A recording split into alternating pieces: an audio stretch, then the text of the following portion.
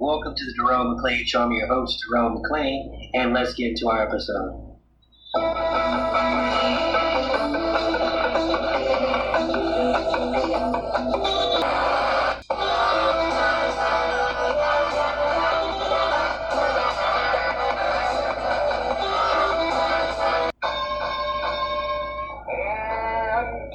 Intelligentsia, the endem of sarcasm, the nutty professor, to your whack-ass marmalade. It's T-Bone from T-Bone and Chick Brew in the morning. Now available in podcast format. Simply search for the T-Bone and Chick Brew podcast, available wherever fine podcasts are sold. Welcome to the Jerome McClain Show. I'm your host, Jerome McClain, independent media that won't reinforce tribalism. We have one planet. Nobody's leaving. Let us reason together. Welcome to an episode of The Blast from the Intellectual Past. I hope today we learned something. Let's get into the episode. But his targets are underdogs. And comedy traditionally has picked on people in power, people who abuse their power. Women and gays and immigrants are kind of, to my way of thinking, underdogs. Why does he get away with it, do you think, then? Well, we have never laughed at jokes about the Well, poor. he's appealing. I think he's appealing largely. I think his core audience are young white males who are threatened by these groups. I think a lot of these guys aren't sure of their manhood because that's a problem when you're going in through adolescence. And the women who assert themselves and are competent are a threat to these men. And so are immigrants in terms of jobs. And I think that's what is at the core of that experience that takes place in these arenas, is a certain, a sharing of anger and rage at these targets. But So the last two people you heard speaking are speaking to us from beyond. Late George Carlin speaking with the late Larry King. If that clip makes you think of anybody or anything that just may or may not be going on in this current period of time we're living in, harden not your heart. Harden not your heart. Again, George Carlin in conversation with Larry King. Rest in peace to both men. Today we're going to do it a little bit different, though. We're going to do a blast from the intellectual past right next to something current. Let's have fun.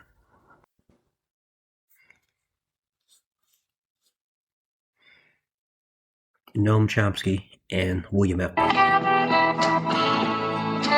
I rejoice in your disposition to argue the Vietnam question, especially when I recognize what an act of self-control this must involve. It does. Sure. It really does. I mean, I think that this is the kind of issue where... very well. Sometimes I lose my temper. Maybe not tonight. Maybe not tonight. Because if you would, I'd smash you in the goddamn face. And what brought us to South Vietnam in the first instance, in my judgment, was clearly an uninterested, or I should say disinterested, concern for the stability and possibilities of a region of the world. What period do you feel that we had this disinterested relationship to Vietnam? Right now. No, at what period did we have it? Did it begin? Let's say 1951, for example, when the State Department bulletin points out that we must help the French reconquer their former colony, and we must eradicate all Vietnamese resistance down to its last roots in order to reestablish the French power. Was that to increase my vulnerability? I wish we had helped the French. We did. We supported not them. Sufficiently. Not sufficiently. Well, but there's no point in helping somebody insufficiently. It was hardly disinterested when we attempted, as you know, with tremendous support, in fact, to reinstate French imperialism in South Vietnam. It was disinterested in this sense, and I think this is an important distinction for you to touch on in your book.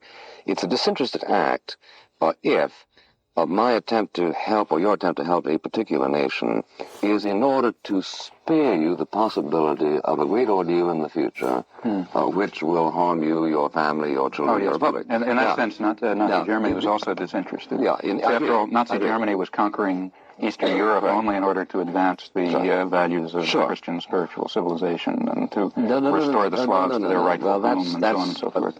Totally disinterested. I follow you. But if you want me to pursue that digression, I will. Okay. But let's suspend it for a moment. Okay. I'm distinguishing that kind of disinterestedness between the kind of... But that's not a kind of disinterestedness. You see, that's something which includes as a special case every case of military aggression and colonialism in history. It's all disinterested in your sense. Well, all right, let me simply rest my case by saying that there is an observable distinction by intelligent men between a country that reaches out and interferes with the affairs of another country because it has reason to believe that a failure to do so will result in universal misery, and that country which reaches out and interferes with another country because it wants to establish Coca-Cola plants and chase national banks and whatever and exploit it. Now, that is an observable. It's a conceptual. Well, let's distinguish between a conceptual distinction and a factual distinction. To do that. All right, it is a conceptual distinction, but in actual fact, the history of colonialism shows that these two motivations can coincide. That is, practically every. I mean, there are exceptions. Probably the Belgians and the Congo are an exception, but by and large, the major imperialist ventures have been in the economic, in the material interest or in the perceived material I'm not interest. interested in the mathematics of the book. Let me finish. You have already conceded that it's not merely a conceptual difference. I say it is. There are exceptions. There are a few exceptions. All right. Like I said, Okay. All right, let's talk about the exceptions then. Well, no, but the exceptions are at the difference. No, wait a minute. The exceptions. I mentioned, for example, the Belgians and the Congo. Mm-hmm. There, they didn't even pretend to have a civilizing mission. Mm-hmm. There it was pure material self-interest. These are the exceptions. There are, as far as I know, no exceptions on the other side. There are. I mean, maybe I've left out a case of history, but as I see the history of colonialism, the great massive cases are cases where a powerful country was working in its perceived material self-interest and was covering what it was doing to itself and to the world with very pleasant phrases about preserving Christian values or helping the poor benighted natives or one thing or another. Now, there are a few exceptions where there's pure predatory imperialism. No, not even any pretense of doing anything, but these are quite rare. But it is also true, and I think manifestly true, that there have been interferences with the affairs of other nations whose purposes were, in my judgment, manifestly benign. For example? For instance, the Truman Doctrine. Oh, I don't think that was manifestly benign at all. That was an attempt to develop an order. I think the Greek situation was benign, not at all. The Greeks' testimony is more interesting to me than yours. Which Greek testimony? The testimony of the thousands of people who were thrown into jail and... I grant not the testimony of the Greek communists who were beaten. Or the Greek peasants who were... There again, is it a conceptual difference that between the person who desires a life under some kind of freedom and one who desires life under some kind of under communism? No, because there's no such opposition in Greece. There was a distinction between a very repressive regime which we instituted in 1946 and another regime, I don't know what it would have been, that would have grown out of a victory of the so-called communists. Now, if you see, what we did had nothing to do with freedom. The number of people who were slaughtered in Greece, first by the communist insurgency, then by the Nazis, then again by the communists. Communist insurgency before the Nazis? Which one? Not insurgency, conquest. The communist conquest before the Nazis in Greece? Insurgency. Prior to the Nazis in Greece? Yes, the Civil War of the early 40s. My point is your history is quite confused. There was no communist insurgency prior to the Nazis. There were communist resistance bands that fought against the Nazis. This is a matter of nomenclature. The point is that the 40-year-old or the 45-year-old Greek has fought 3 times in certain ventures, in one of which they acknowledge that we bailed out. Who is they? The rulers of Greece acknowledge that. No, also the people. Oh, I'm quite unaware of that. I'm quite unaware that the people of Greece have spoken on this issue. Even Papandreou, you like him, I assume, because he hates us. No, not at all. Not at all. George Papandreou was one of the people who I'm talking about Andrea, which makes it even... Is Andreas Papandreou? Both on record as being grateful to President Truman for his intervention in that part of the world in 1947. In that case, I disagree with him on that issue. I really think we had no right to intervene in Greece in 1947. Why did we pull out of the Philippines, for instance? We pulled out of the Philippines because it became a bad investment. Why? Because if you look, American agricultural interests were very much opposed to back in the mid-30s, they were very strongly opposed to the free trade relationships which allowed Philippine crops to compete with them. That's why we pulled out of the Philippines. Why do these agricultural interests authorize us to intervene in South Vietnam? Well, they did. If you consider this is... Because we didn't intervene on the basis... critical dimension. No, I say that in the Philippines it was the critical dimension. Look, the world is a complex place. There are certain interests that were involved... MIT is a complex place. Well, there were certain interests that were involved in our Philippine venture. There are different interests that are involved in our Vietnam venture. You see, our Vietnam... Don't forget that with the Second World War, America's imperial interests expanded enormously. I mean, prior to the Second World War, we were sort of a marginal imperialist power. except for the Monroe Doctrine. But since the Second World War, we became the world's major imperialist power. And Vietnam is simply one piece of an attempt to construct a very large integrated world system, of which Greece was another piece. Well, first of all, you've now mentioned Marshall Aid for the first time, and Marshall Plan Aid has to be distinguished quite sharply from the Truman Doctrine. Why? Why? Because the Truman Doctrine was a doctrine of military intervention, and the Marshall Plan was our first attempt at a major aid program. You do understand that sometimes just a soldier can be as useful as a bushel of wheat, don't you? Now look, nevertheless, if we're going to be at all clear about the American role, we're certainly going to distinguish between military intervention and economic intervention. They're very different in the way they function. Now, the fact of the matter is that neither was disinterested in your sense, I don't think, but they're very different in the impact that they had. The Truman Doctrine, I think, was a disastrous venture. I think the Marshall Plan was arguable. You're talking about the dream world. The real world is one, because the real world is one in which the alternatives were coming with a bayonet, which is on an American rifle held by an American-backed Greek soldier, and the alternative to that was giving the kind of aid which was used, in fact, to construct the kind of society in Western Europe that we wanted to see developed there. Now, these are two very different things. It's a very different thing to introduce, to run for the Greek army a counterinsurgency program with military support and many military men involved. That's one kind of thing, one sort of repression. But look, now let's be careful again. I mean, there's a difference between. First of all, I'm opposed to military aid to other countries, whether by us or by the Soviet Union. Well, let's come back to that because it's a more important thing, and that is that I'm even far more opposed to the imposition of regimes by foreign troops. Now, in the case of Germany, let's say, in the case of France, the Pétain government, the Pétain Laval government, the Vichy government, was supported by German troops. Had the German, they weren't throughout the country necessarily, because there was certainly indigenous support. But there's no question that if German military force had been withdrawn to the other side of the Rhine, then there would have been an overthrow of the Vichy government, and France would have had some different form of government. Now, in that case, our invasion of France was, whether one likes it or not, was in reaction to an occupying external force. It's just pure confusion to identify that with the case of Greece when we were trying to liberate, we were trying to select the kind of society that Greece would have, and we were trying to save the rulers that we had designated as appropriate from their own population. In your book, and that's where you're not willing to be consistent in carrying out this argument. You're constantly talking about our satellizing of places like Cuba and the Dominican Republic and so on and so forth, and yet we never occupied them in the sense in which you're talking about. Well, we never occupied the Dominican Republic. We sent 25,000 troops there in 1965. No, I'm talking about I'm talking about the American Marines were in there dozens of times. I think you're being evasive, and I don't think you want to be. No, let me ask you this: Is it possible? It's not evasive at all. I mean, we just simply repeatedly sent troops to Nicaragua, the Dominican Republic, Cuba, etc., etc. If you want to be serious about it, there's more evidence that South Vietnam tried to colonize North Vietnam than conversely. In fact, South Vietnamese commandos were going, regular military forces were going north considerably earlier than the time when we even proclaimed that the infiltration began from north to south. Did they bump into the refugees coming south? The refugees were coming south were going in both directions, in fact, in 1954-55, and at least according to Bernard Fall, the commandos began going north in 56 or 57.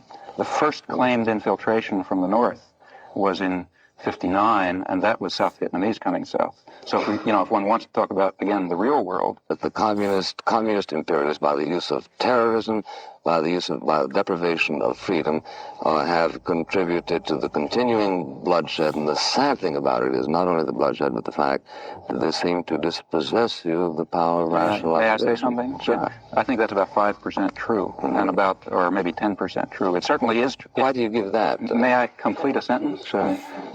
It's perfectly true that there were areas of the world, in particular Eastern Europe, where Stalinist imperialism very brutally took control and still maintains control. But there are also very vast areas of the world where we were doing the same thing. And there's quite an interplay in the Cold War. You see, what you just described is I believe, a mythology about the Cold War, which might have been tenable 10 years ago, but which is quite inconsistent with contemporary scholarship. Ask a Czech. Ask a Guatemalan, ask a Dominican, ask President of the Dominican Republic, ask a person from South Vietnam, ask a Thai. And yes, I was invited and was there for one program. That was it. you can see the program. I understand it's been it now appears on the internet and so on. At the end, he said he was pretty angry. He said he would invite me back, but of course I never heard from him again. He was the maybe the leading figure in the so-called conservative movement. I don't think the term conservative is appropriate, but what's called the conservative movement. He was maybe its leading figure. He was maybe its leading intellectual. His journal was the House Journal. He was considered, not by me, but he was considered to be witty, articulate, knowledgeable, and so on, and much respected. Again, not by me, but I'm giving the general impression. What you're calling his successors, I assume you mean the so-called neoconservatives. I mean, they're even farther from conservatism. They're just extreme radical nationalists. Wolfowitz, Pearl, Cheney, the rest of them. It's defaming conservatism to associate them with conservatism. Conservatism has an honorable tradition, but it's not that. The same is true of Reagan. Reagan was believed in military violence and destruction. Central America he virtually destroyed. He supported South Africa's apartheid regime in violation of congressional legislation, supported its attacks on neighboring countries. They killed 1.5 million people, supported the Israeli atrocities in Lebanon, killed tens of thousands of people, and so on. And internally, he was in favor of large-scale government intervention in the economy. I mean, Reagan was the most protectionist president in post-war American history, with double protectionist barriers. Called on the Pentagon to rescue deficient American management, to teach them modern management techniques so that they could save the economy from Japanese takeover. I mean, to call this conservatism is, it's a bad joke. And then neocons, so-called, are even more extreme. So by today's standards, Buckley looks pretty moderate, I suppose. Stay with us. We'll be right back. Has anybody ever told you you were over-opinionated? How about this one? You can talk about everything you like, but don't talk about religion. Don't talk about faith. Don't talk about politics. My name is Jerome McClain, host of Jerome McClain Show, and I want to introduce you to a show called Over-Opinionated with my friend from Southwest Virginia, Josh Scott. Josh has always been told he has been over-opinionated. He always tried to hold back these opinions, but he tried to back them up when he had to say something with facts and logic. Since he's grown up in many ways, he had to change a lot of his views and his opinions, as a lot of people should. He's not a millionaire from Fox News or CNN. He's just a hard-working, blue-collar type of guy. Give Josh Scott a shot at Over-Opinionated with Josh Scott. You can find him on patreon.com/overopinionated at 679. You can also check him out on Twitter at NRV_guy79. Over-Opinionated with Josh Scott, where he is this soft-spoken guy telling you the truth. We talk about a lot of serious topics on this show. One very serious topic is women's health. One company that stood out to me was vslay.com, because the owner is very transparent about her own struggles in the women's health department and has great customer service, great deals, and frequent sales. You can check her out, her great customer service, products about women's health, and frequent sales at www.vslay.com. That is www.vslay.com. Christopher I think the Hitchens most and William F. important Buckley. fact, the first 50 years of the 20th century, future historians will note, is that Americans speak English. And the most important fact of the last 50 years may prove to be that the Russians are white. Now that's a form of reductionism, but it's something that launches us on the question of is England as dead as she's supposed to be? Is she? Well, I've said in the book not, because just as people were beginning to write the old country off, and as even Churchill was admitting defeat, which is what he did at his famous appearance at Fulton in 1946. His last major speech. Last major speech, in effect, was he said, you know, we're through, we've borne the heat and burn of the day, the torch has to be passed, but fortunately we have our American cousin. And the British spirit, as it were, must enter this new and young and vigorous body, and that will give us a further say and a further lease on life. And the first stage in doing that, really, of course, was what someone well known to you, James Burnham, called the receivership, into which the United States took the British Empire. If you look at where American foreign policy is now concentrated, from Pakistan to Palestine and so on, it's an inheritance from the British Empire. And the other is obviously cultural. One of my favorite examples, say to people, well, is George Wallace a WASP? And people say, not really, no, he seems a rather vulgar chap and so on. But I say, well, he's very white, extremely Anglo-Saxon, very Protestant with the things about George Wallace. You say, is William Buckley a WASP? They say, absolutely, he's what's meant by WASP. And I say, well, white enough, but in fact Irish and Catholic in provenance. So WASP is a term of class as well as of ethnicity in America, and that's impossible to understand unless you understand the special way in which America is appealed to by the British imagination. Cynically or non-cynically? I would say genuinely. Both. I would say genuinely that there is a real affection that's based on a common sacrifice in war, on blood, on language, on literature, and so on. And there are certain kinds of emulation which I attack in the book. I think a rather pathetic sort of showbiz attitude to the British royal family, for example. And in politics, too easy a resort to things like Kipling and Churchill and the windier aspects of British imperial bluster when some piece of American foolishness needs to be defended overseas. It's too easy to reach for this sort of stock of metaphors. O'Sullivan and his newspapers that do it all the time. They say, this is Munich, you know, if we don't take our stand here, America will be dragged in the mire. They appeal to the Churchillian, the John Bull spirit. So we vanquish the Falkland Islands. Well, exactly, and the Malvinas go down and so forth. And this is testimony to an extraordinary durability of English imagery and culture in America, even though it's been mutated in this slightly suspect way.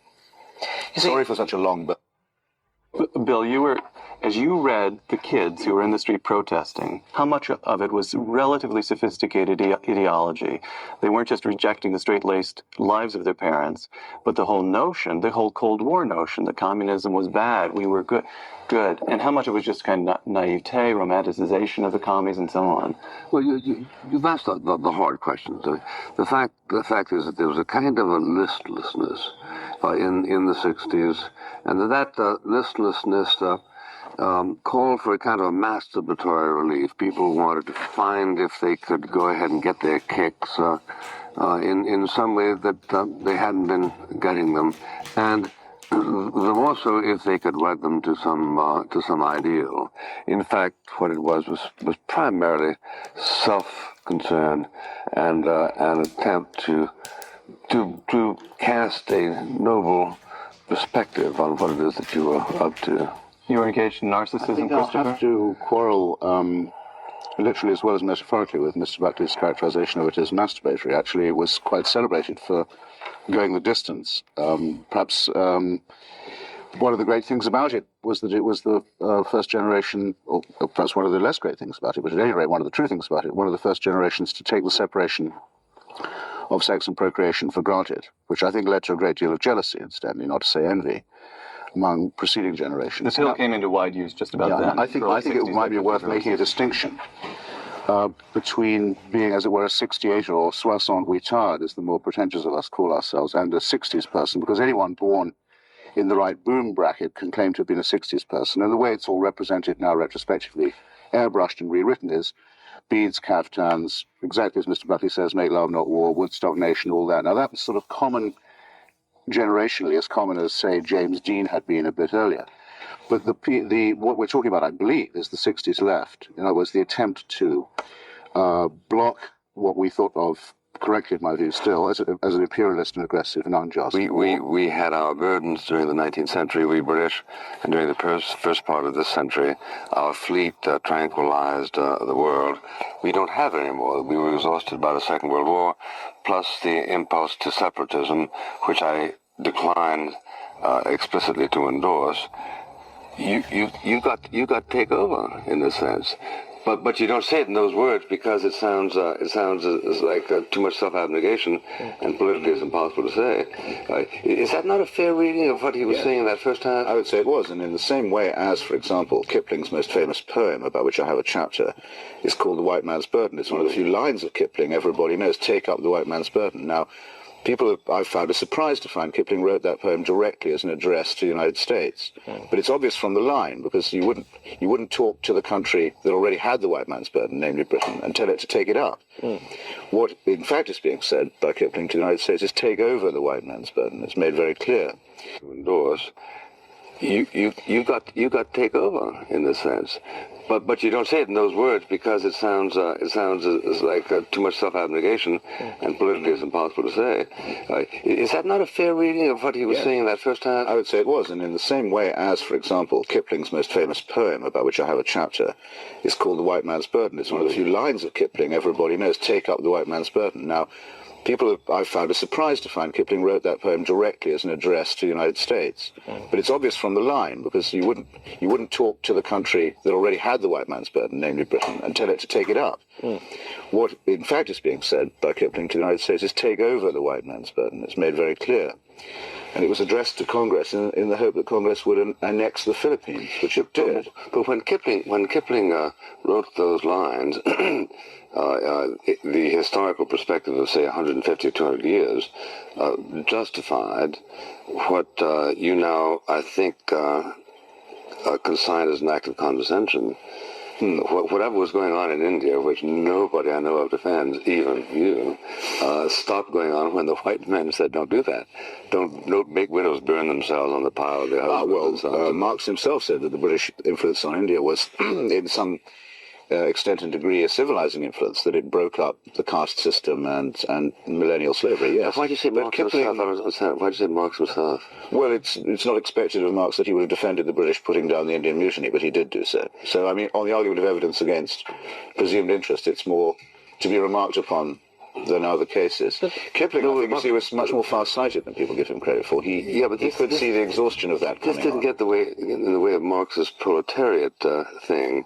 He wasn't talking about the proletariat being put down. No, by no means. So therefore, it oughtn't to have surprised you that Marx would have made that comment. It doesn't surprise me, I guess. The war in Vietnam. You oppose it on moral and ideological grounds as aggressive and imperialist. Yes. Now, so my question is, you really believed that? You thought that the United States was the United States was the offending party? I would affirm it now. In fact, with greater knowledge and infinitely larger depth of evidence to draw upon. Yes. That the Chinese, the Soviets supplying the North Vietnamese were the good guys in this one. I think the hardest thing probably to get people to remember now, even though they must remember it at the time, or should, is that the official reason given for intervention in Vietnam, well, there were several, and they kept changing, but one of them was that it was to stop Chinese expansionism into the Indo-Chinese Peninsula. That's now considered so ridiculous, and it's so self-evidently untrue, that it's hard to remember that that was one of the official alibis. Are you saying that it was untrue and known to be untrue at the time? Well, whether or not Mr. Rusk, say, believed that a South Vietnamese post-French colonial buffer state, guaranteed and underwritten by the US, was an insurance against Chinese expansionism or not, I don't know. But I do know that that's what he maintained. It seems fantastic, doesn't it?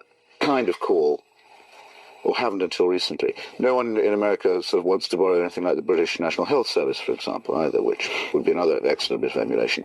Instead, what you tend to get is what I got yesterday, actually, when by chance I had to call an emergency room in a hospital. And before I could blurt out why I needed one, the woman said, "Where are you from? I just love your accent. It's real neat. Why did you just keep talking?" And I said, "Well, madam, I know we have a reputation for politeness, but I must insist on."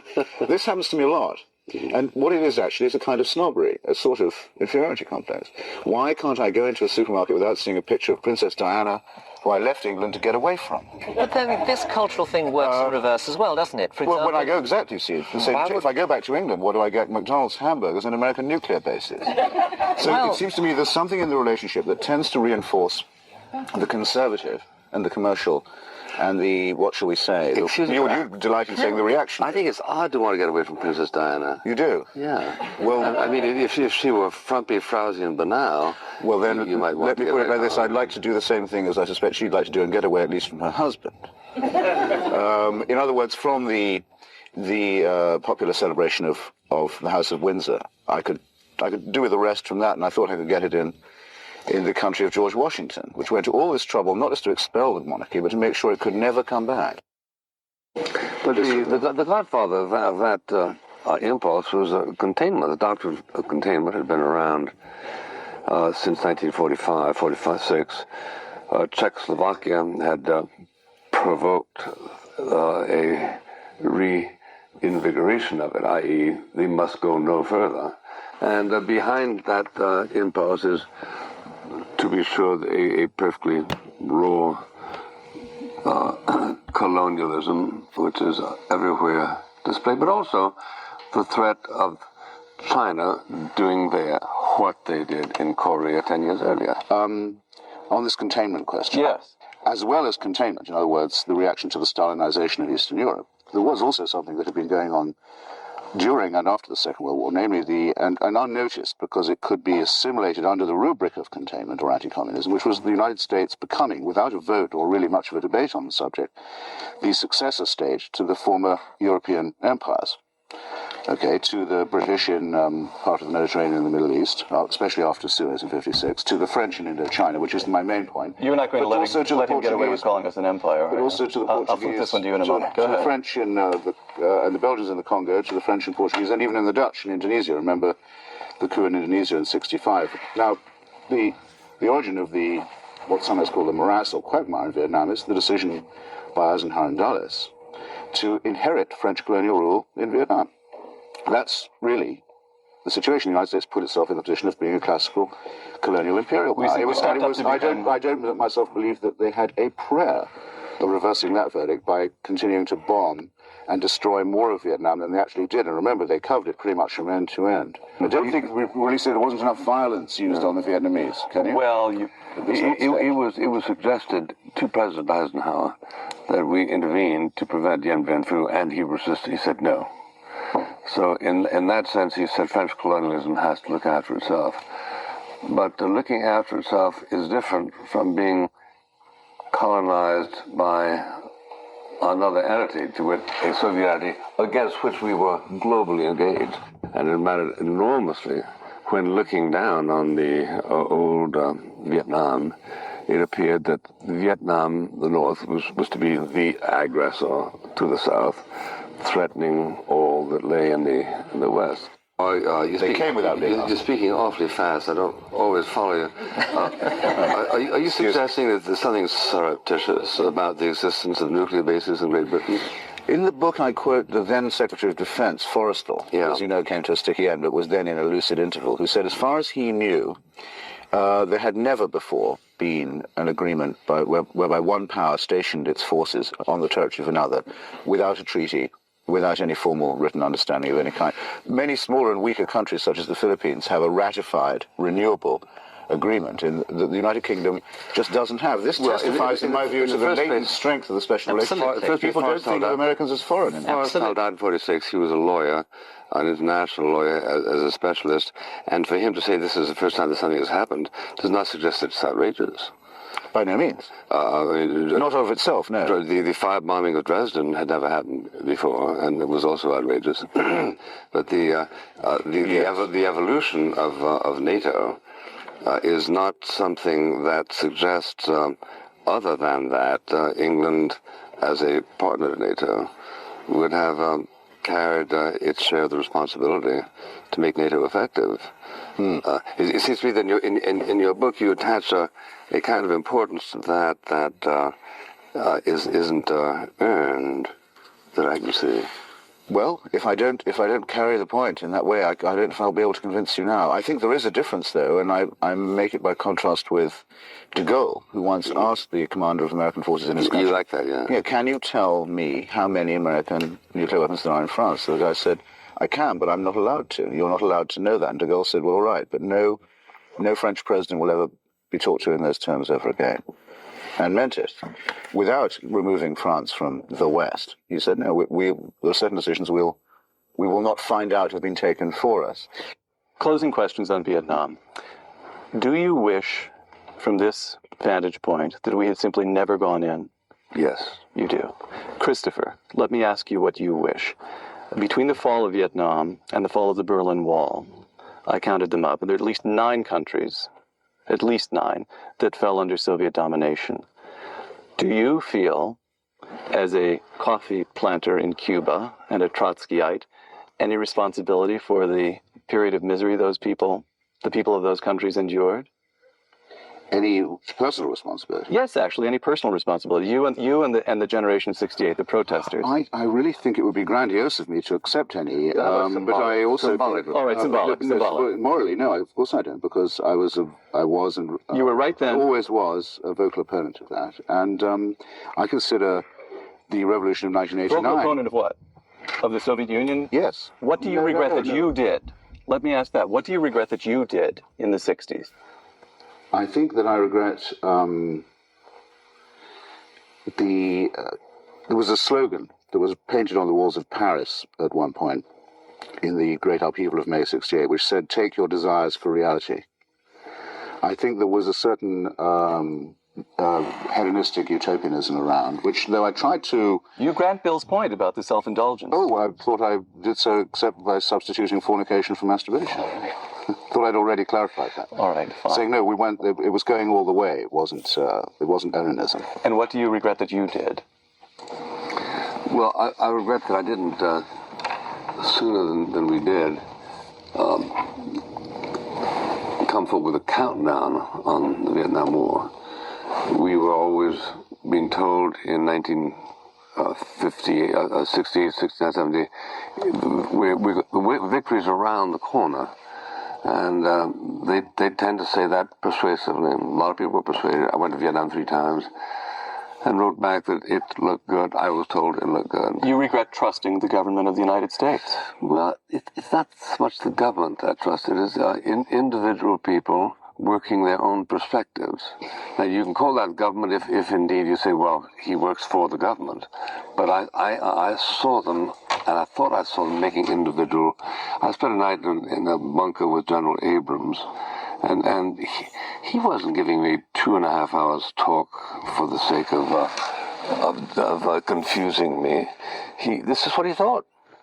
And I haven't seen an awful lot of people, McNamara is the great exception, who've gone around and saying, during that whole time, we were simply feeding American journalists and American surveyors stuff we knew wasn't true. I think it's greatly to the credit of the United States that the government felt it had to lie to the people about this war from the beginning.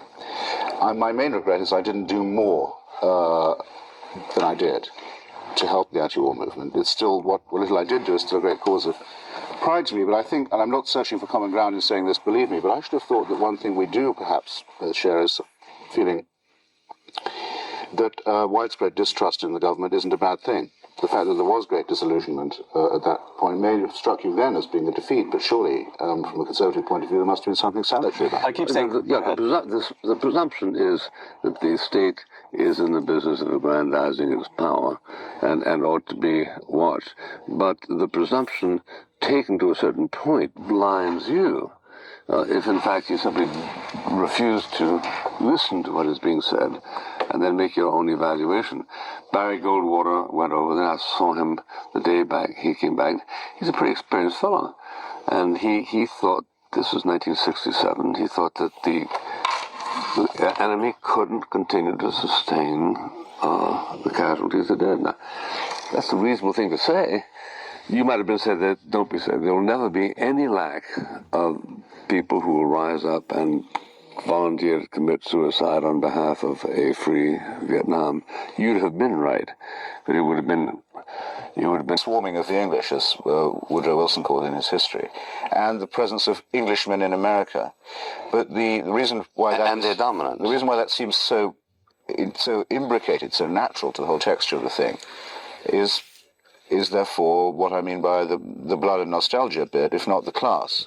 Not just, of course, the English. The Scots-Irish, the Ulstermen, were a major part of the early settlement. But again, people don't regard them as a separate group. They often describe themselves as Irish. I believe they're 57% of those who describe themselves as Irish in America. But they're not Irish in the... Yes, that's right, and from Ulster. But they're not part of the Irish in the sense that they have this strong sentimental connection to Ireland, which is sometimes expressed in sympathy for Irish republicanism.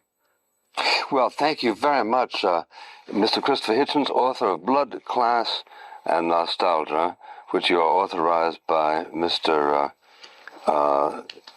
by my confederate here to read, provided you mix it up with a few other books. Thank you, ladies and gentlemen.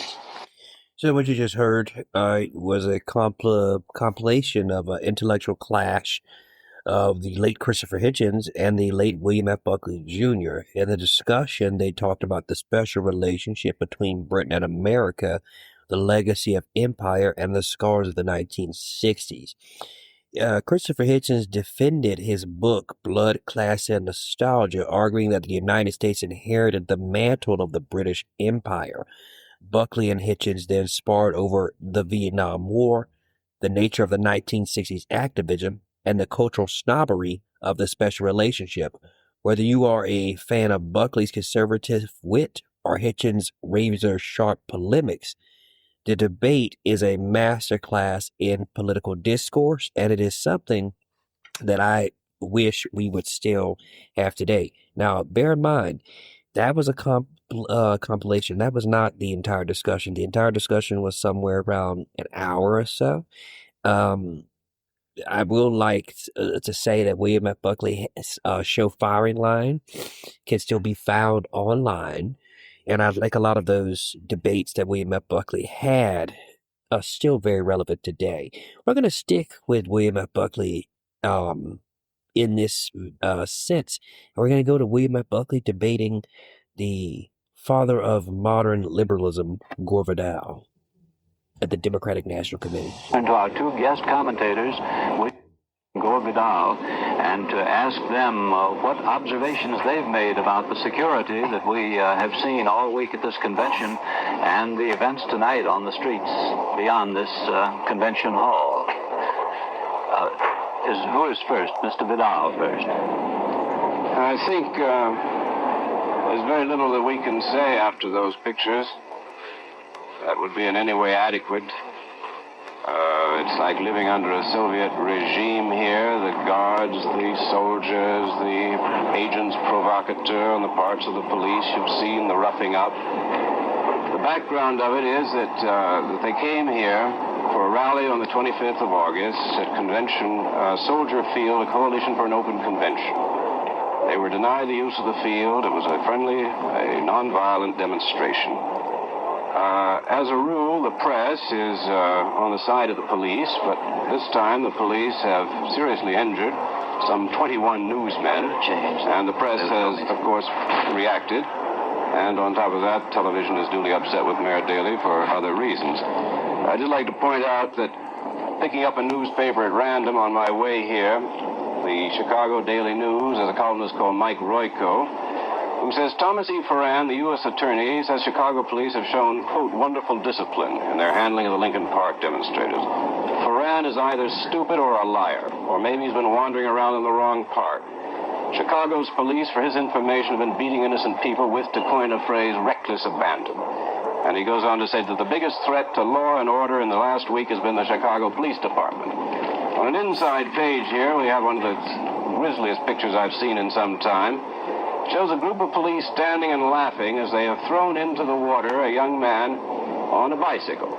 And the caption is, the witnesses said the police then just stood back and laughed. The youth reportedly had just been riding through the park. He had not even been part of the yippee gathering. I wonder if we can let Mr. Buckley comment now for a short while. The distinctions to be made, Mr. Smith, are these. Number one, do we have enough evidence to indict a large number of individual Chicago policemen? It would seem from what Mr. Burns showed us that we do. However, the effort here, not only on your program tonight, but during the past 2 or 3 days in Chicago has been to institutionalize this complaint so as to march forward and say that, in effect, we have got a police state going here. We've got a sort of a fascist situation. One young man approached me last night and said, "Are you aware that Mayor Daley is a fascist?" To which my reply was no. And if that is the case, why didn't John Kennedy and Bobby Kennedy, whose favorite mayor he was, indict him as such and teach us that we should all despise him as a fascist? The point is that policemen violate their obligations just the way politicians do. If we could all work up an equal sweat, and if you all would be obliging enough to have your cameras handy, every time a politician commits demagogy or passes along a graft for bribes, or every time a businessman cheats on his taxes, or every time a labor union beats up people who refuse to join his unions, then maybe we could work up some kind of impartiality and resentment. As of this moment, I say, go after those cops who are guilty of unnecessary brutality. Develop your doctrine of security sufficiently so that when you don't have as many cops as you should have had, for instance, in Dallas in November of 1963, you don't go and criticize the FBI for not having been there, for not having taken sufficient security measures. But don't do what's happening here in Chicago tonight, which is to infer from individual and despicable acts of violence a case for implicit totalitarianism in the American system. I would like to point out the fact that this is the third debate that Gore Vidal and William F. Buckley had. This was at the Democratic National Convention. So they had a series running where they had a debate every night. This was the third debate of the Democratic National Convention. This was August 28. I want to say this was in 1968. So we're going to get back to the clip. Thank you for that. Sorry for that interruption. Implicit totalitarianism in the American system. Mr. Vidal. I should say that the issue was, of course, go after the bad cops. There are good cops as well as bad. But there is a more important issue here, a constitutional issue, and this is going to be repeated across the country. We have the right, according to our Constitution, of freedom of assembly. And if you want to hold a meeting for a peaceful purpose to demonstrate, you have that right. That right was abrogated by Mayor Daley, by his administration, by the Cook County Sheriff Joseph Woods. These people came here with no desire other than anybody's ever been able to prove than to hold peaceful demonstrations. I can prove it. How can you prove it? Very easily, by citing the recorded words of Mr. Hayden of the SDS, of Mr. Rennie Davis of the Coordinating Committee, whose object has been to, quote, break down the false and deceptive institutions of bourgeois democracy sufficient to set in a revolutionary order. Anybody who believes that these characters are interested in the democratic process is deluding himself. I was 14 windows above that gang last night. These sweet little girls with their sun-decked dresses that we heard described a moment ago, and the chat between 11 o'clock and 5 o'clock this morning from 4,000 or 5,000 voices was sheer utter obscenities directed at the President of the United States, at the mayor of this city, plus also the intermittent refrain, quotes, "Ho, ho, ho, Ho Chi Minh, the NLF is sure to win." This is their way of accosting American society concerning their brothers, their sisters, their uncles, their fathers who are being shot at by an enemy to which, wrongly or rightly, nevertheless, we are fighting. I say it is remarkable that there was as much restraint shown as was shown, for instance, last night by cops who were out there for 17 hours without inflicting a single wound on a single person, even though that kind of disgusting stuff is being thrown at them and at all of American society. Our reporter, Jim Burns, said there ought to be a different way to handle situations like that. I wish he would invent it. Why don't you ask him next time, maybe tomorrow, to tell us how to handle it, because I'm sure the Republican Party and the Democratic Party would form a joint platform which would suggest how to do it. Every time we develop an instrument like mace, for instance, the purpose of which is actually to stop a situation when the law is on the side of stopping it without rendering permanent injury, that everybody goes hard mad at its use. what are we in fact supposed to use when they break law and order as handed down by judges? The right to assembly is not absolute. The Supreme Court has ruled several occasions. Let's let Mr. Vidal have a chance.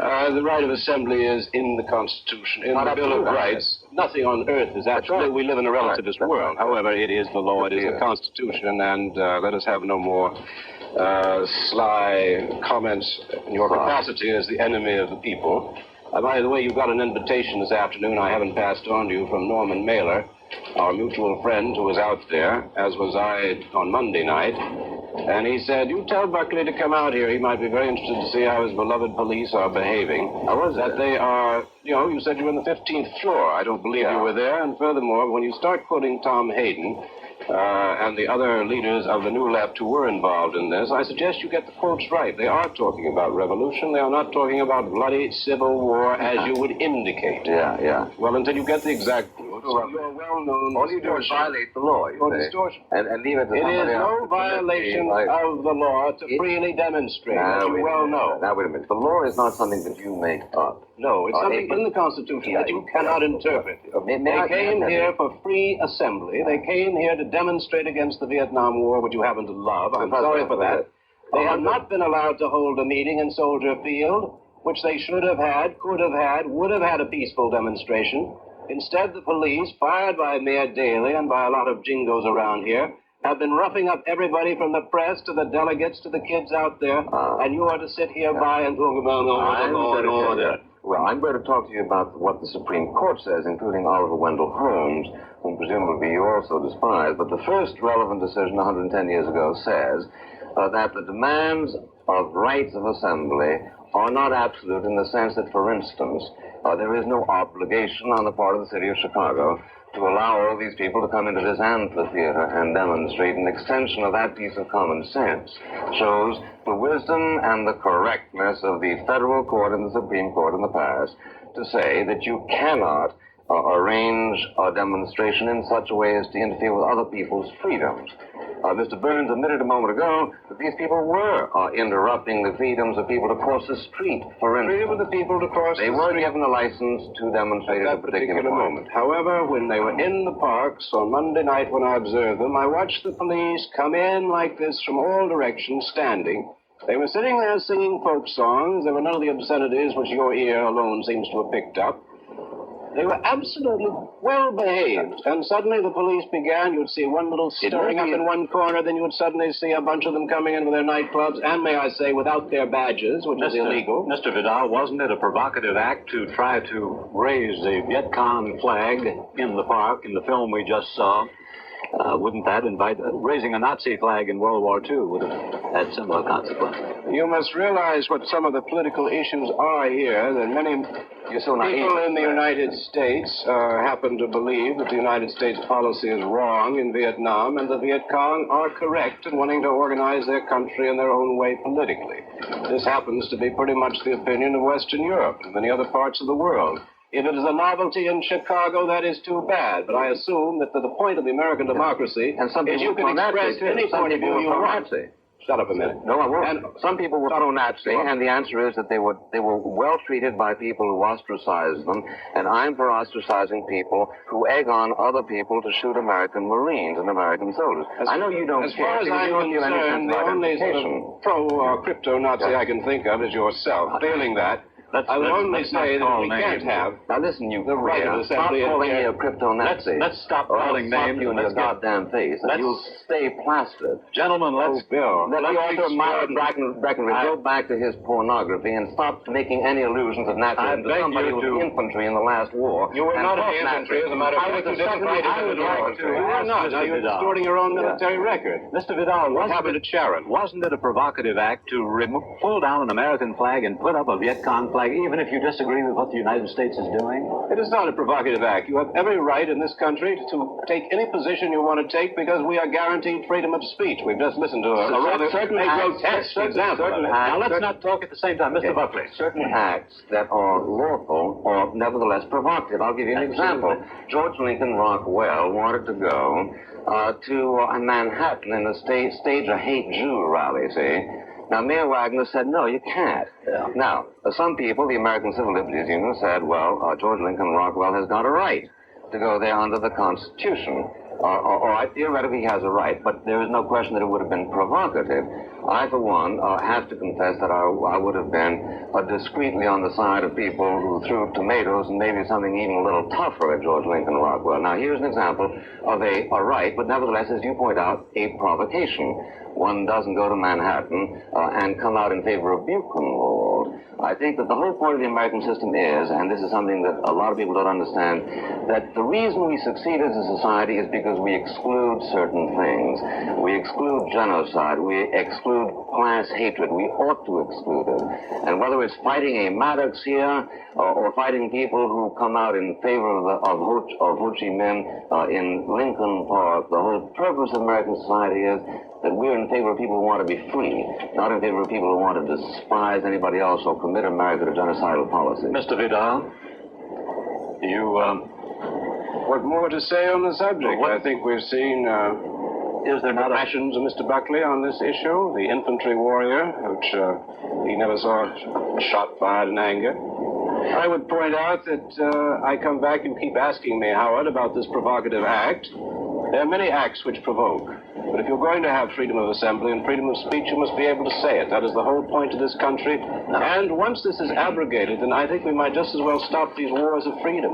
What are we doing fighting in Vietnam if you cannot freely express yourself in the streets of Chicago? I think we've run out of time, and I thank you very much for the discussion. It was a little more heat and a little less light than usual, but it was still very worth hearing.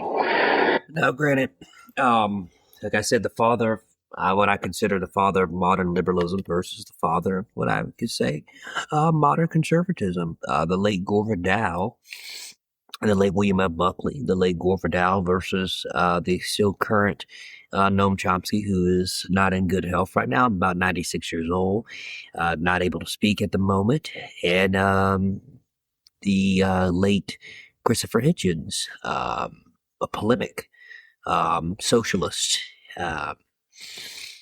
versus William F. Buckley as well. Now let's go and take this to something modern. We're going to go to a short from Breaking Points from Crystal Ball about a student arrested in my beloved home state of Florida for telling a joke about Israel. Let's get into this. This is a crazy, crazy story that is unfolding down in Florida. This college student has been arrested for a joke she made in a private group chat involving Netanyahu. This is a local news report. Let's go ahead and take a listen to that. 7 News obtaining some bits of that chat. It seemed the student wanted the event rescheduled and wrote, quote, Netanyahu, if you can hear me, drop some bonbons for us capstone students in Ocean Bank Convention Center. Other students wrote they didn't take that text lightly. She later in the chat wrote, quote, I wrote a dumb joke that should not have been made. I can understand your position. You're saying this is a joke, but to an objective person, it's not a joke, and there would be enough for probable cause. You think this is a credible threat? Are you kidding me? I mean, it's just insane. It's clearly a joke. You could think it's not a funny joke or wasn't good in taste. Who cares?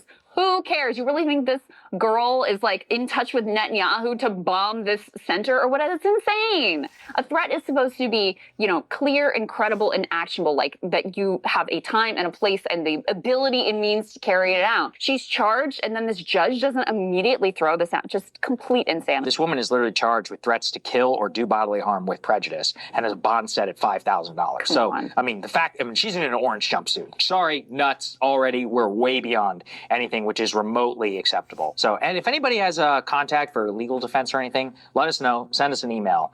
Maybe we'll send her some money. I will pledge to send her some money for her legal defense if somebody from her team can get in touch. I'm sure everyone here remembers the assault on tiny European democracy of Denmark last year. Why was the Danish economy subjected to a campaign of international sabotage backed by not just movements but states? Why were its embassies burned down in countries where demonstrations are normally allowed? why it was all this, because its prime minister could not be forced or persuaded to censor cartoons in the afternoon press in Copenhagen because it's against Danish law for him to do this. So, you and I are members of this great profession. Mm-hmm. Did the Los Angeles Times publish those cartoons? No, it didn't, but I wrote a column in the Los Angeles Times that began, "The editor of the Los Angeles Times will not allow you to see these cartoons." Voila. And went on to argue that it was a great breach of faith with the people of Denmark and with Danish democracy. And that column appeared as one of two I did about this and about the cowardly surrender. It was one of about five that did, and I remember it vividly because you and I were in such a small minority. In a media totally dominated now by image, totally dominated by images, it was not considered appropriate to tell the American public, here's a story, it's all about the fight over some pictures, but we're not going to show you what the pictures are. The image-dominated press said, no, we're not going to show you. Neither out of solidarity with our Danish colleagues, which would be a good point, or just to show you what the fuss is about. No, they wouldn't. That's either out of fear of the religious, or it's out of fear of offending them, which comes to more or less the same thing. It's blackmail. In the United States of America, in 2006, there wasn't a single member of our profession in a position to make a decision who would stand up for one day to outright blackmail. And people say to me, why do you keep mentioning the extremists? I say, because the extremists are the tail that wag the whole dog. And my profession proves it, and your culture proves it, and you were humiliated by it. Because the extremists have the initiative, and because I haven't started yet. Who condemned what? I remind you, individual Scandinavians were murdered everywhere from Afghanistan to Nigeria by this hysterical, prearranged campaign. 21 ambassadors from so-called Muslim states. How dare they call themselves Muslim? In what sense is Egypt a Muslim country? You can't denominate a country as religious. Waited upon His Holiness the Pope. Well, and in fact, two leading Egyptian newspapers, as I pointed out in my column, did run the cartoons. They're braver than the American papers. But His Holiness the Pope condemned what? The cartoons. The State Department condemned the cartoons, not the violence, not the campaign of intimidation. The Archbishop of Canterbury condemned the cartoons. Every church I know of condemned the blasphemy of the cartoons, not the campaign of murder and sabotage and intimidation. In other words, ladies and gentlemen, the barbarians are not at the gate. They're not at the gate. They're well inside. And who held open the door for them? The other religious did. The same with Salman Rushdie. When the Ayatollah Khomeini offered money, publicly, in his own name, without shame, for suborning of murder of a novelist who wasn't an Iranian, who lived in England. A pretty radical attack on what we think we live by, what our Constitution stands for, what Mr. Jefferson, Mr. Paine thought it was worth fighting for. The Cardinal Archbishop of New York, the Chief Rabbi of Israel, His Holiness the Pope, the Archbishop of Canterbury, all condemned what? The novel, the author, for blasphemy. Now get used to this, because you may be living in the last few years where you can complain about it. Because the religious really mean this, you know. They are not just joking. They really mean to abolish everything you care about, and they want to take away everything you love, and to destroy everything you have, to replace it with a Stone Age ideology derived from the desert of Palestine in a very bad time in human history.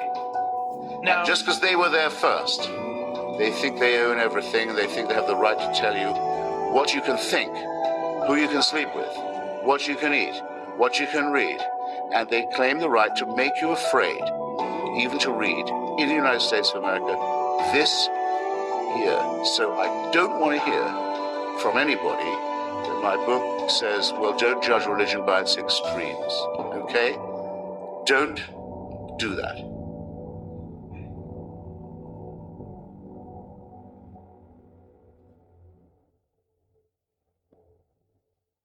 I don't mind the denunciations, frankly. I mind the lies. Well, I mean, intellectuals are very good at lying. They're professionals at it. You know, wonderful technique. There's no way of responding to it. If somebody calls you, an anti-Semite, what can you say? I'm not an anti-Semite. Or, somebody says you're a racist, you're a Nazi or something. You always lose. I mean, the person who throws in the mud always wins because there's no way of responding to such charges. Professor Chomsky seems to believe that the people he criticizes fall into one of two classes, liars or dupes. Consider what happens when I discuss the case of Robert Faurisson. Let me recall the facts.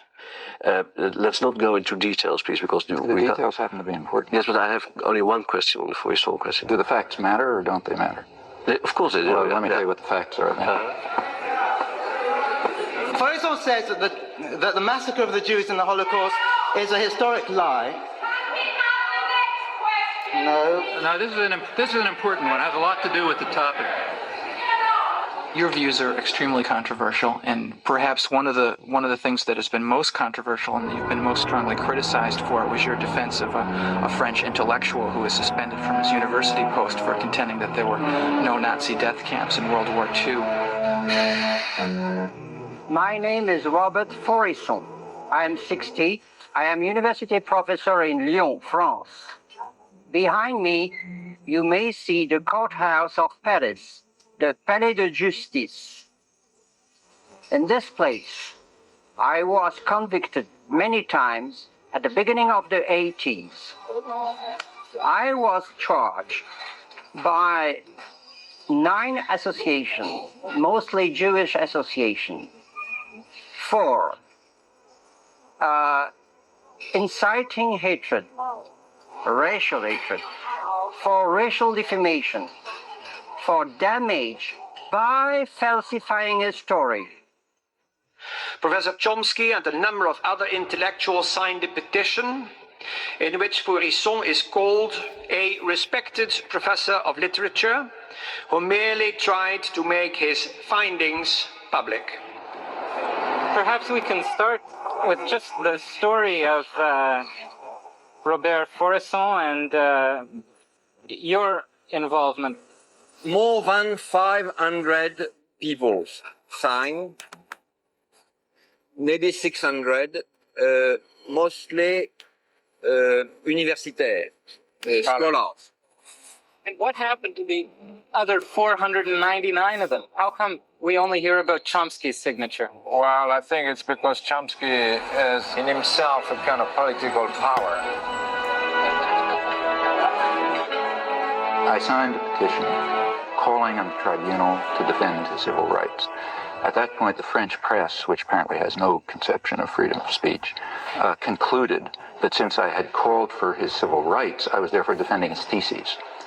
Faurisson then published a book in which he tried to prove that the Nazi gas chambers never existed. What we deny is that there was an extermination program and an extermination actually, especially in gas chambers or gas vans. The book contains a preface written by Professor Chomsky in which he calls Faurisson a relatively apolitical sort of liberal. A communist is a man, a Jew is a man, a Nazi is a man, I am a man. Are you a Nazi? I am not a Nazi. How would you describe yourself politically? Nothing. Preface that you wrote, whether you drafted it. That's not the preface that I wrote because I never wrote a preface, and you know that I never wrote a preface. Yeah, he's referring to a statement of mine on civil liberties, which was added to a book in which Faurisson, excuse me. You are a linguist. Yes, I use the language you use has meaning. That's right, and the language I use. A political liberal, or as someone whose views can be dignified by the word findings or conclusions. That is a judgment, and that is a favorable judgment of his views. On the contrary. Can I continue with the fact? Yes, you can continue with the facts for hours, but I mean, there are few facts that, yeah, okay. Let's get to the so-called preface. I was then asked by the person who organized the petition to write a statement on freedom of speech. Yeah. Just banal comments about freedom of speech, pointing out the difference between defending a person's right to express his views and defending the views expressed. So I did that. I wrote a rather banal statement called Some Elementary Remarks on Freedom of Expression, and I told him, do what you like with it. So Pierre produced a book which all the arguments of Faurisson were to be put in front of the court. And we thought wise to use the text of Noam Chomsky as a kind of warning, a foreword, to say that it was a matter of freedom of expression, freedom of thought, freedom of research. Why did you try at the last moment to get it back from the book? That's the one thing I'm sorry about. But that's the real important thing. It's of course, not. Even the fact that I tried to retract it. With that you said it was wrong of you I to didn't. do it. See, in fact, take a look at what I wrote a letter, which was then publicized, in which I said, look, things have reached the point where the French intellectual community simply is incapable of understanding the issues. At this point, it's just going to confuse matters even more if my comments on freedom of speech happen to be attached to this book, which I didn't know existed. So just to clarify things, you better separate them. Now, in retrospect, I think I probably shouldn't have done that. I should have just said, fine, then let it appear, because it ought to appear. But that's, apart from that, I regard this as not only trivial, but as compared with other positions I've taken on freedom of speech, invisible. I do not think that the state ought to have the right to determine historical truth and to punish people who deviate from it. I'm not willing to give the state that right, even if they happen to... But are you denying that the gas chambers ever existed? But I'm saying if you believe in freedom of speech, you believe in freedom of speech for views you don't like. I mean, Goebbels was in favor of freedom of speech for views he liked, right? So was Stalin. If you're in favor of freedom of speech, that means you're in favor of freedom of speech precisely for views you despise. Otherwise, you're not in favor of freedom of speech. There's two positions you can have on freedom of speech. Now, you can decide which position you want. With regard to my defense of the utterly offensive, the people who express utterly offensive views, I haven't the slightest doubt that every commissar says, you're defending that person's views. No, I'm not. I'm defending his right to express them. The difference is crucial, and the difference has been understood outside of fascist circles since the 18th century. Is there anything like objectivity, or scientific objectivity, reality? As a scientist, look, I'm not saying I defend the views. Look, if somebody publishes a scientific article, which I disagree with, I do not say the state ought to put him in jail. Right? All right, but you don't have to support him right away and say, I support him just for the sake of everybody saying that whatever he wants to say. Suppose this guy is taken to court it's and charged with falsification. Then I'm going to defend him, even if I disagree. But he wasn't taken to court. Oh, you're wrong. But when did you write support? When he was brought to court. And in fact, the only support that I gave him is to say he has a right of freedom of speech, period. There is no doubt in my mind that the example that I gave about this story with the Holocaust did not exist is very, very typical. I'll give you another example about how much of the American press believes that Faurisson has anything to say? Or any press? How much of the press in France? Since I followed... What percentage would you say? I'll tell you. Is it higher than zero? Is it higher than zero? I'll tell you. Have you ever seen anything in any newspaper or any journal saying that this man is anything other than a lunatic? I'll try to answer. I think that I just followed the case. That's a simple question. I followed the case 5 or 6 years ago, and I happened to see that Noam Chomsky was in for strong criticism, even from some of his supporters, for doing something which could be interpreted only in terms of a campaign against Israel. Going back years, I am absolutely certain that I've taken far more extreme positions on people who deny the Holocaust than you have. For example, you go back to my earliest articles and you'll find that I say that even to enter into the arena of debate on the question of whether the Nazis carried out such atrocities is already to lose one's humanity. So I don't even think you ought to discuss the issue if you want to know my opinion. But if anybody wants to refute Faurisson, there's certainly no difficulty in doing so.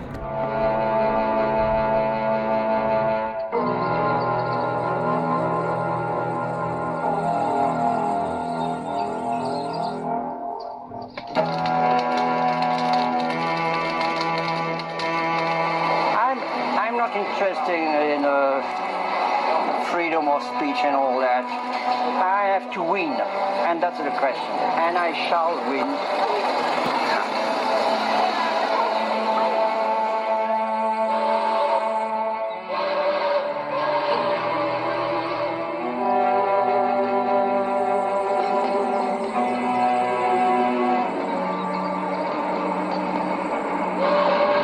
in poor service of memory of victims of the Holocaust to adopt the central doctrine of their murderers.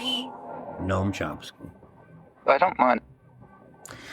So, in this vein, of going back and forward from the past to the present, etc., I think that and I like to do this sometimes because it shows to me sometimes that the fights that we think are so new are actually not. What actually is, they're fights we are rehashing from the 60s, from the 70s, from the 80s, from the 90s, from the 2000s when I was in high school, and even with the rise of Trump, the 50s.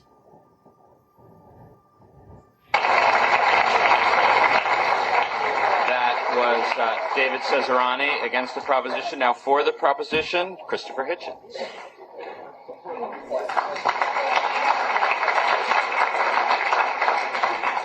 Well now, Mr. Chairman, ladies and gentlemen, brothers and sisters. I hope I may say comrades and friends. Okay, then fire. It's not that crowded theatre, but fire again. You see, if you remember the appalling judgment actually rendered by Mr. Justice Oliver Wendell Holmes in that case, he was comparing the action that I've just imitated to the action of a group of Yiddish-speaking socialists who gave out a leaflet in Yiddish only, opposing Mr. Wilson's war, and actually calling attention, as they were, to a major conflagration raging in Europe in which they did not think the United States should become involved. Be very, very, very careful when people give you arguments from authority or tradition that suggest that free speech can be limited by higher authorities like the sainted Holmes, because that's what you'll get. The end of it is a group of Yiddish-speaking radicals told they can't hand out a leaflet in Yiddish on a major question of the day. That's always how it will end, no matter how high-mindedly or creepily or sinisterly it's presented to you. My favorite crowded theatre story is actually about the terrible Broadway production of The Diary of Anne Frank. Some people may remember it it's in the 60s. It was a production famous for its longueur. In the third act, as the German soldiers came pounding on the door and stamping into the parlor, someone in the front row shouted, "She's in the attic."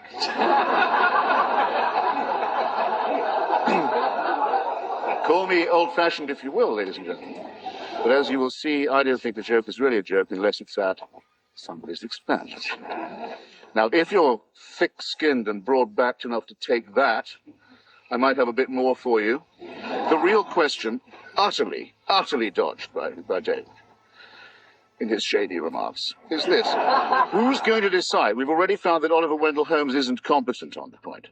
Who will you appoint?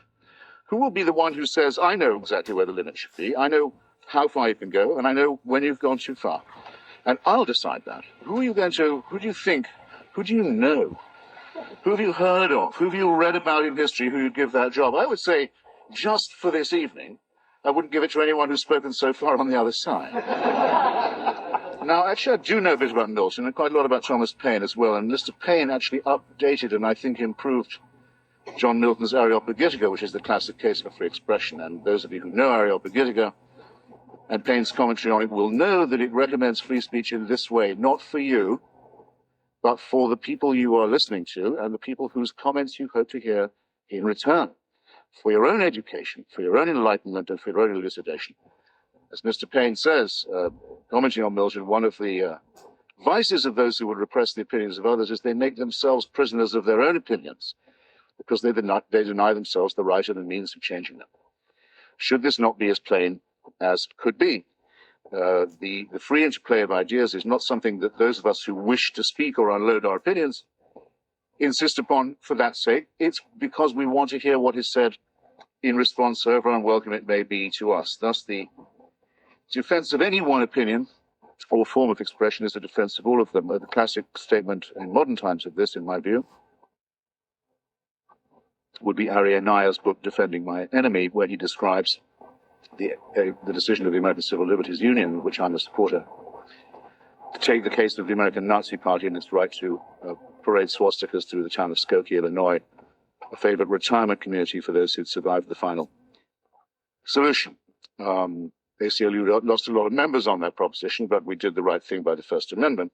In the book, he has a wonderful extract from Robert Bolt's play Man for All Seasons, which some of you will have seen at least in celluloid form, where, if you recall, Sir Thomas More is talking to one of the witch hunters and prosecutors and says, so you'd cut a road through the laws, would you, to get after the devil?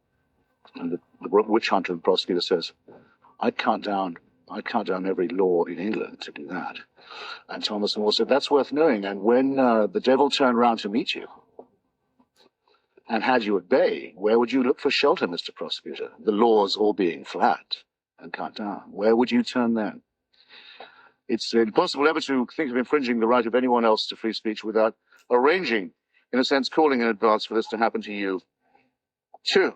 It's quite different, obviously different, from any question of information. Information may be classified, information may be copyrighted. Every word said on that score by the first speaker on the other side was a complete waste of her breath, because it's not what we're meant to talk about. We're meant to talk about the expression of opinion and conviction, not breach of copyright or leaking of classified information. If we'd wanted to talk about that, we would have phrased the motion differently. There have been some bad signs lately, a lot of slippage in what I would have thought were the pedantic obviousness of the points I've just made. The imprisonment of David Irving in Austria for a thought crime, for the possibility that he might, while in Austria, have given a speech saying that he doubts some of the verdicts of history, as I consider it to be, about the final solution. There's no victim to this crime. The Austrian consul called me up weeping with self-pity when I pointed this out in the Wall Street Journal, said, but we thought finally Austria would be popular. We had done something that you would all like. So gemütlich. The land that survives on the myth that Hitler was German and Beethoven was Viennese. The land that had Waldheim as its chancellor and has Jörg Haider as a member of its government, can revenge itself on a defenseless British academic and jailer. This is a standing disgrace. And there are attempts to extend similar thought crime laws to other topics of historical importance. The most depressing of which recently is the decision, provisionally at any rate, by the French Parliament, to criminalize discussion of the Armenian massacres, considered by me and most others to have been a planned genocide in the early part of the 20th century. Now you can't take the contrary view. You couldn't, for example, argue, as you can, that actually in the provinces of Turkey where Russian forces were not engaged, Armenians were not massacred. In other words, it could be that it's partly an act of war as well as an act of ethnocide. Speculations of this kind would now be at your own peril. The law on which it's modeled, the loi Guesso, which criminalizes in France discussion of the Holocaust as well, is named for the French Stalinist, Monsieur Guesso, who sponsored it and whose spirit, and the spirit of whose hero, is present in all of these and other such discussions. I stipulate that all of these things, when they happen, offend me very much. I'm offended by them, I want you to understand. It goes to the core of what I do and what I am. The First Amendment doesn't just provide me with a living, the First Amendment is my life. When it's infringed, I am offended. I had claimed the right to be offended. Do not claim the right to go burn down someone else's place of worship, to threaten their relative with violent reprisal, to picket their home, to publish their name in threatening terms on the internet. I won't do any of that. It doesn't mean I can't be offended, but it does mean that I'm even more offended by those who claim the right not just to be offended, but to seek violent reprisal, as is so vividly currently being done by the votaries of the Prophet Muhammad in recent instances, of which I only have no time at all to inform you, but about which you already know, and to which I hope I will be asked to return. Thanks very much. That was Christopher Hitchens. For a lawsuit, and that lawsuit was not pursued. And basically, the community felt that their hurts and their concerns were not being addressed. And they went overseas, and they sought support from overseas, and then the whole situation went out of control. All right. So wait. No. Christopher's turn to let Christopher respond. I just want to finish the point. What I'm saying is that had it been addressed at the local level, it would have never become an international phenomena that it became. It should be addressed at the local level, like Signy did. When the Philadelphia Inquirer decided to publish that same cartoon, they called the Muslim community and said, we want to do something about this and we want to create dialogue. Now that was responsible. That was socially responsible. Christopher, go ahead. When Dr. Samuel Johnson had finished his great lexicography, the first real English dictionary, he was visited by various delegations of people to congratulate him, including a delegation of London's respectable womanhood who came to his parlour in Fleet Street and said, Doctor, we congratulate you on your decision to exclude all indecent words from your dictionary. And he said, ladies, I congratulate you on your persistence in looking them up.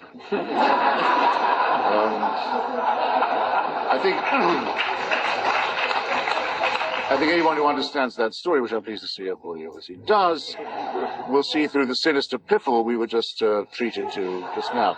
If people are determined to be offended, if they will climb up on the ladder, balancing it precariously on their own toilet system, to be upset by what they see through the neighbor's bathroom window, there's nothing you can do about that. The imams in Denmark did the following. First, they invited the intervention of 22 foreign ambassadors in Denmark's internal affairs. Itself a disgrace. The Danish Prime Minister quite rightly repudiated it. Then they added 2 cartoons of their own, drawn by them, one of them showing the Prophet Muhammad in the shape of a pig.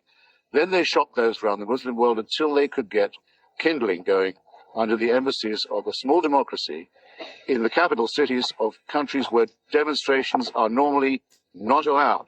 And they violated Danish diplomatic immunity. They tried to sabotage the Danish economy. There were random pogroms and attacks on individual Scandinavians. And David Cesarini says he doesn't like the reminiscence of the 1930s that is inscribed in the cartoon. I don't like the reminiscence of the 1930s that is involved in a Kristallnacht against Denmark, put up by religious demagogues and thugs. And that's what needs to be condemned. David Cesarani. Against the proposition. Finally, for the proposition, Christopher Hitchens. The real question, or if you like, subtext question before us is this: is nothing sacred? What we've really been discussing is the old question of whether or not there is such an offense as blasphemy or profanity. Now, if I don't tell you exactly what I think about the simpering speeches that we heard from the other side, I'm not censoring myself. I'm just being polite and civil and saving some of your time. What I will not prevent myself from saying, or will not let anyone else prevent me from saying, is the following. It is wrong, and always has been, for churches, powerful, secular, human institutions, to claim exemption from criticism, which is what's really being asked here. If there's going to be respect, it has to be mutual. Does Islam respect my right to unbelief? Of course it does not. Does it respect the right of a Muslim to apostatize and change belief? Of course it does not. I have had to have, I can name now 4 or 5 friends, 6 or 8 maybe, if I have time, 5 or 6 of whom you would certainly have heard of, who have to live their lives under police protection for commenting on Islam, for having an opinion on it.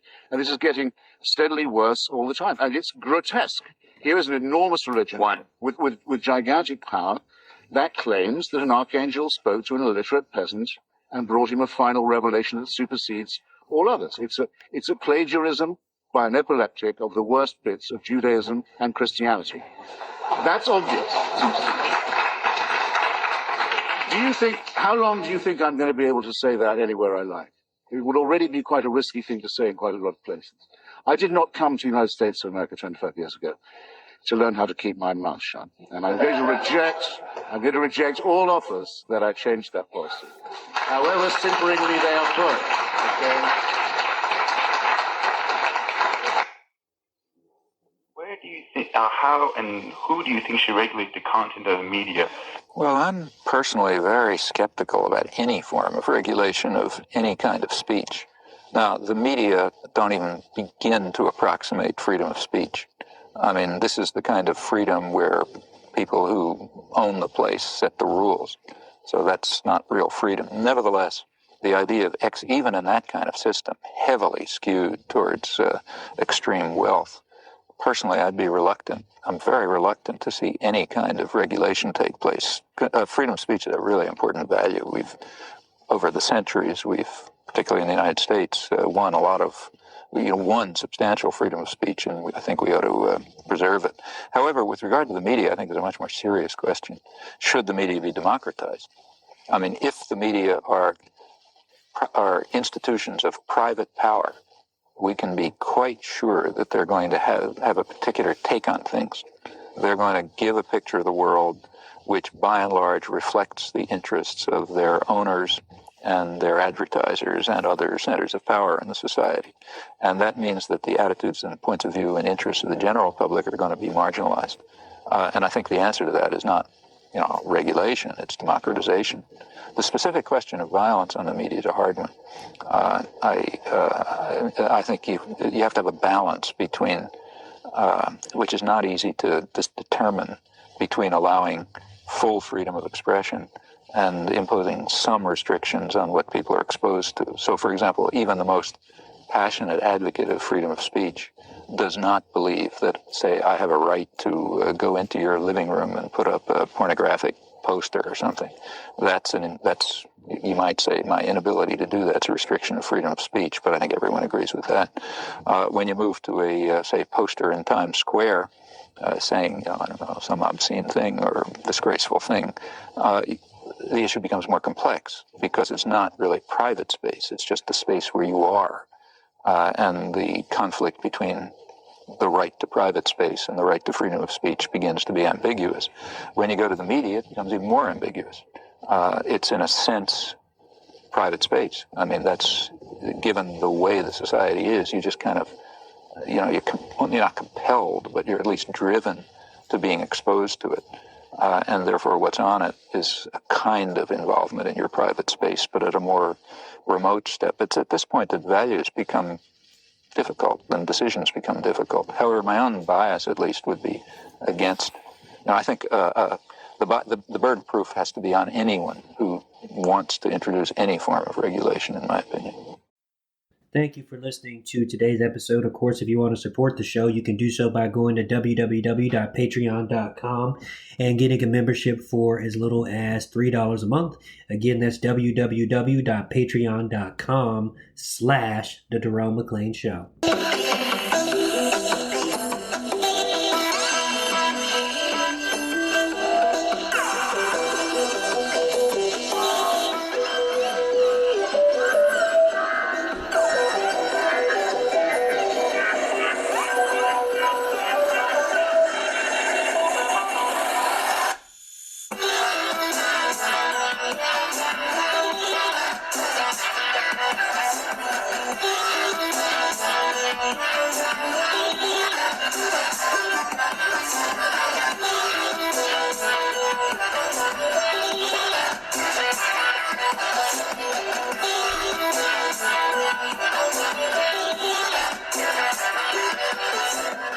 The Jerome McClain Show is fully listener-supported, independent media that won't lead you to tribalism. Get a membership and support independent media at www.patreon.com/The Jerome McClain Show.